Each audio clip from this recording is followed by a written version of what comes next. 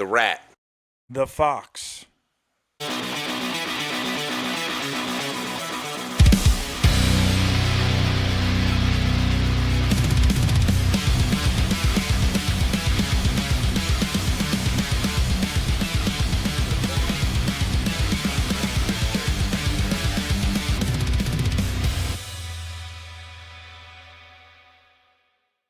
How do you stop the rat? That can't be trapped. Good evening, ladies and gentlemen. Welcome to the Blueshirt Bar and Hockey Show. My name's Tom Murphy. That's Jerry Spangenberg on the other Welcome end. to the party. Welcome, everybody. Hope everyone's having a great night.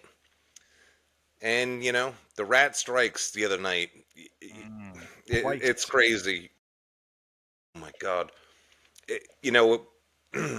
I'm, like, so confused with this series. Like, I don't know how, like, Florida, like, dominates every second period. Then, like, the third period, they, like, play not to lose. Game goes to double overtime. I can tell you why it's they like, dominate the second period. The long change. When you got to get back to the other side, the longer change to your bench. Good point. That's how they're doing it. They're making them pay for their own zone, and they're not allowing them to get back because it's such a farther change. That's what I've been reading, what I've been seeing. Awesome point. They're killing them on that long change on the second period. And it's just like, is that going to like change dramatically in Florida now? Like, I don't know, but you know, he's actually, I have like this newfound respect for Marchand because like he's just such a great player. He's such a clutch player. He actually has more two things I have here. He has more Stanley Cup goals than anyone in history with 10, and he's the only guy. How Wayne Gretzky doesn't have this record, I don't know, but he's the only guy with an overtime winner and a shorthanded goal in a game. I'm kind of like, I'm like looking at the TNT thing when Gretzky said, like, Gretzky, how do you not have this record? Like, come on, dude. You have like every other record except for the Ovechkin one now. But hey, the dude's got a record. You know, I know a lot of people hate him, but like I was saying to you earlier, if he played on your team, you'd have his jersey because like he's just such a polarizing figure and he's just such a jerk to play against. It's crazy. He's 37 and Corey Perry's 40. And he's playing phenomenal too. So like the old guys are shining over the young guys. Like it's supposed to be the other way around, but one other neat stat about Brad Marchand, he's been suspended more than anybody else in the league history. So I mean, he's had quite the track record. I mean, not a great guy to play against, but a third round pick. I mean, the guy is 5'9", 180 pounds, and it's like he just doesn't stop. Mm-hmm. You know, it's pretty incredible to watch him at his age, like to keep continuing to do. He's done this his whole career. I mean, he's closing on 1,000 points for his career. I mean, to me, he's a Hall of Fame player. Like he really is. I mean, I get a lot of people don't like him. Much as you hate him, he is what he is. Too bad. You know, like it's just funny. Sam Bennett knocked his lights. Well, gave him a good shot last playoffs, and now he's got to play with him. and you know what's so funny? Like he just like shrugs it off, and that's one thing. I gained like a new level of respect for him last year when somebody like because nobody caught what Sam Bennett did until like minutes later. Kevin Weeks was actually the first one. He goes, he totally sucker punched him. And after the game, they asked Marchand, they're like, oh, well, do you think that was kind of messed up what he did? He's like, after all the crap I've done, like, like what am I going to say here? Like, you know, I kind of have it coming, you know what I mean? But that was one smooth shot by Bennett. I got to give him full marks on that one, but it was just... Bennett tried to take out Skinner the other night again. It's all over. Yeah. Like, come on, man. When's this guy going to get, like, in trouble? He's taking out goalies on purpose. Like, not... Like, you really, like, how you're literally trying to hurt them to make it easier for you instead of playing, like, actually seeing if you're that good. You know what I mean? Yeah. But at the same point in time, like, if you can make your path easier to win that cup, it's like... But, like, you're going to take out the goalies and cheat that way to win a cup? Like, are you really that good, or is that you got to take these guys out? You know...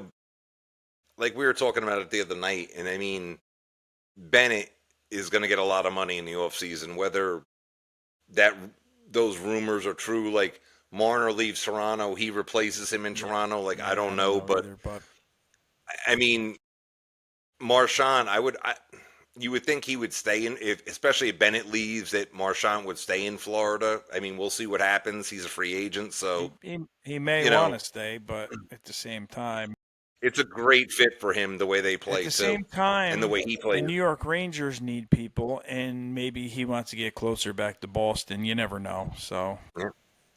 And you know what? We'll take both of them if we could afford them. If we don't have the cap space right now, we'll see how that transpires he later he, on he in the means next coming Bennett weeks. and Marchand, not Marner, not Marner. Yeah. No, no, no. No, I don't want to spend that much money on Yeah. Marner. I'd rather have the Yep. other two. Playoff guys, regular season guy, and playoff guys. I always say it. Yeah, there's no like he's a great player too, Marner, and he's going to get his money, but it's just his playoff record is shaky. You know, I mean, like I said, when you look at Marchand, like all the things he's done in the playoffs, you're just kind of like, for a guy 5'9", 183 pounds or whatever, it's just like third round pick. Like Marner was a top five pick. It was like, I don't know, somebody missed on that Just one. this real quick. How about Connor McDavid and those moves around those two guys the other night? Like with the little bit of space he Scary. had and the way he toe dragged that and made that guy fall over. The guy's a magician. I don't know how he does it.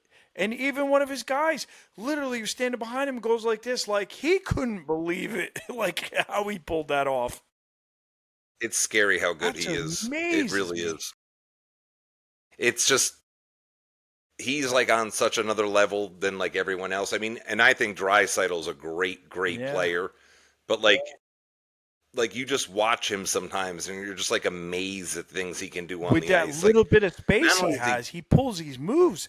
He can go. He went through like four guys the other night in a little bit of space and just kept on boom, boom, boom, boom, and then boom. you know, it's like you see players like a Pavel Bure, like he'd build up Yeah. speed and like Oh, just take he's off. explosive. Like he's so Yeah. fast in a small area. Like he goes from 0 to 60 in like one move, and it's Yeah, like when he boom, scored that and it's goal like, the other night, I mean, he was like oh my god, that puck touched his stick, and it was like power boost for him because he was just gone.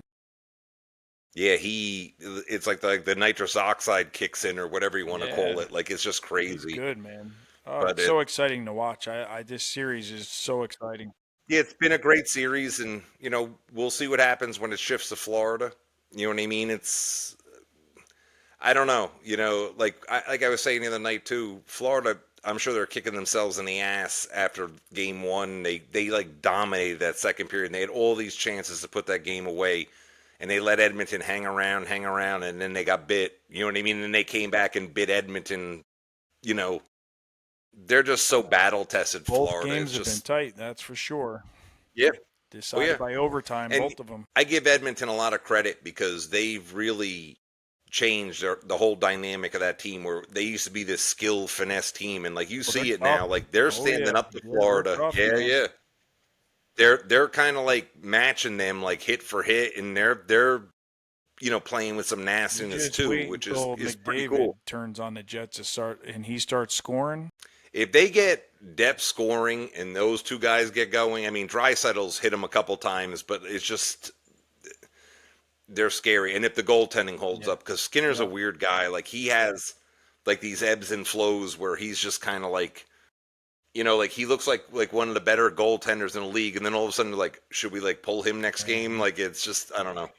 He's had a couple spots like that in the playoffs this year, but overall he's really good too. and in other news, Mm.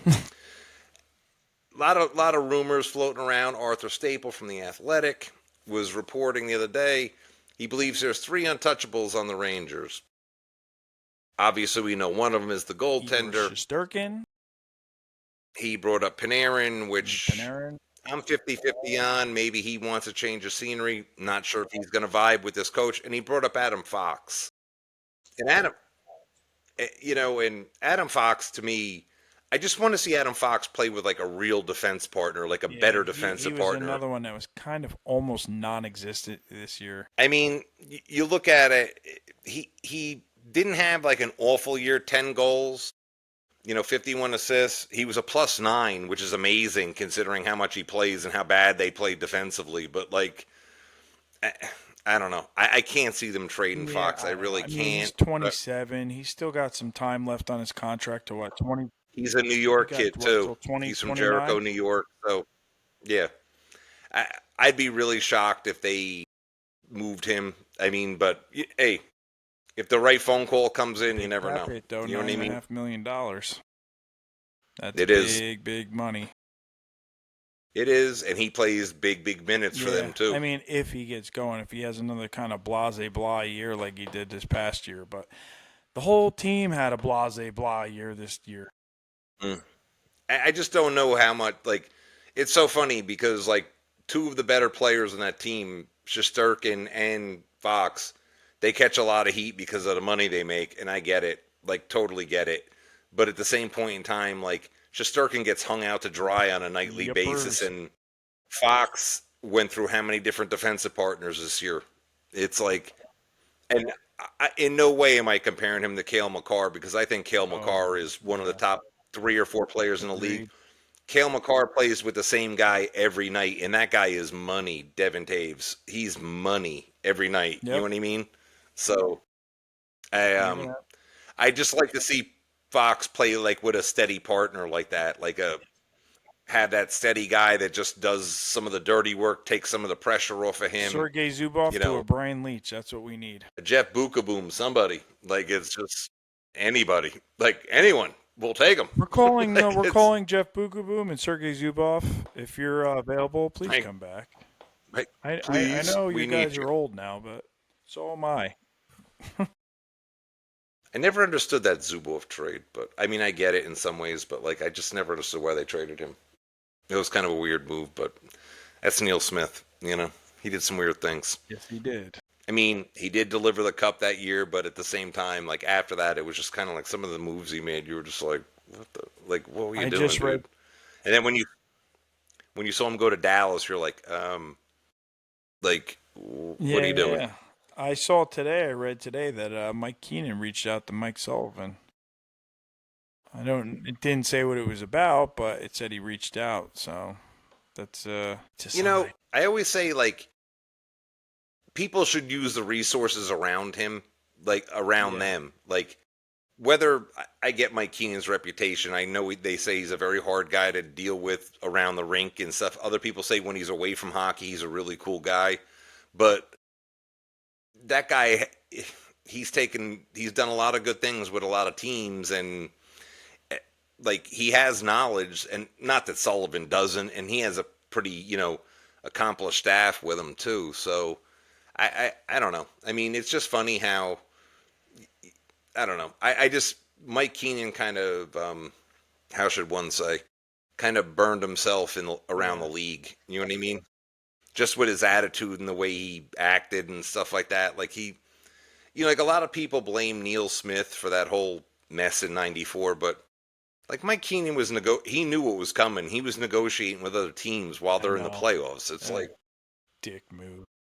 I mean, yeah, and like I say, a lot of people around hockey say he's a really nice guy, Mike Keenan. Around the rink, Yeah. he's not a really nice guy. Like he's just a Well, jerk. Like speaking of the Stanley Cup, the Rangers winning the Stanley Cup when they did. You remember I said I don't know how many videos it was ago that the 2 years prior they won the President's Trophy, made to the Eastern Conference Finals, got knocked out. Next year they didn't make the playoffs, and didn't then the make the third playoffs. year they won the Stanley Cup. Well, Miss Molly Walker? She said the same thing that I said, and I I'm just saying. I said it first. Y'all were here. I said it first. If the Rangers win a cup this year, I said it first. And maybe we could get Miss Molly Walker on here to talk about it with us. Yeah, it'd be nice. She's really cool. I like her Yeah. articles and stuff like that. I was reading them this morning. She's Yep. really good. I like them. Her and when Brian Boyle's on there and Larry Brooks, they're all good. Yeah, up in the blue seats. It's a Yep. great podcast. I like all them together. And like I said, I really think it's funny. Like a few years ago, like when I used to hear her on the way home from work at night sometimes and stuff like that. You'd hear her like talking. I was like, "Who's Molly Walker?" She writes, and then there's like you started like reading her articles and seeing her. I was like, "Wow, she's really good." And it's funny how like women have like really like jumped into hockey, which is kind of Yeah. cool. Like you see a lot of people like Emily Kaplan, like that AJ Malesko, like And we you got a know, woman it's cool. coach Like now. yeah, She's out in Seattle. Cami Granado is actually like a upper management in Seattle, I believe. That's kind of cool too. You know what I mean? Obviously, she's from a hockey family, and you know her brother played in the league for a long time, was a coach. She was a very good, you know, player too in her own right.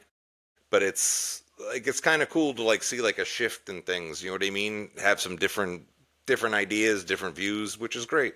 You know, nothing wrong with that. All right. I think that's Yeah, I about think it, that's Jer. I about think it. we nailed it pretty good here in about 15 All minutes. Not right. bad. So, ladies and gentlemen, thanks for tuning in. It's June 7th, I believe. June 8th. Sorry, June 8th, 2025. Thanks for tuning in to all of us here talking about the rat in the box. And we don't know where it's going to go. Only time will tell. We have our ideas, but we also get a lot of jazz. Of course. This time of year, forget it. You're gonna hear it all day long. So check us out on Spotify. Check us out on YouTube Podcast. We're also on TikTok. We're on Instagram at Blueshirt Barn Hockey. So send us a message, and we will see you next time. Thank you, everyone. Have a great night.